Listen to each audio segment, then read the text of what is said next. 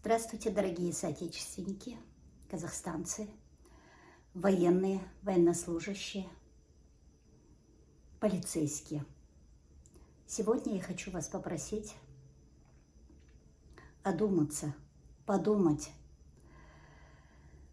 9500 россиян уже разместились у нас в стране и уже успели получить, извиняюсь, ИНН, и также обслуживаются свободно в банках.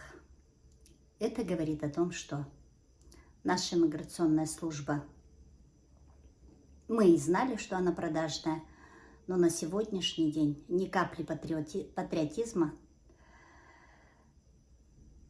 только и обслуживает российский народ. С такой скоростью, молниеносной. Подумайте, что вы творите. Вы все образованные люди. Смотрите, что творится в России. Что они делают с Украиной.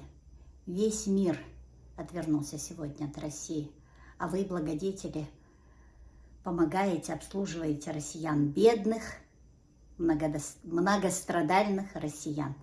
Да, может, я произношу чудовищные слова, когда прошу вас не помогать им и не пускать их. Каждый должен себе дать ответ за тот вопрос, кто виноват в том, что они сейчас испытывают. Да, и российский народ своим молчанием довел до этого состояния, и казахстанский народ. Так вот, опять же, не пускайте россиян, чтобы они еще больше не осложняли у нас и так непростое положение в нашей стране. Переходите на сторону народа.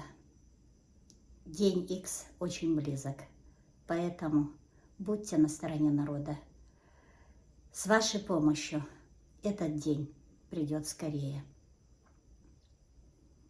Поэтому военные, офицеры, военнослужащие, полицейские, переходите на сторону народа.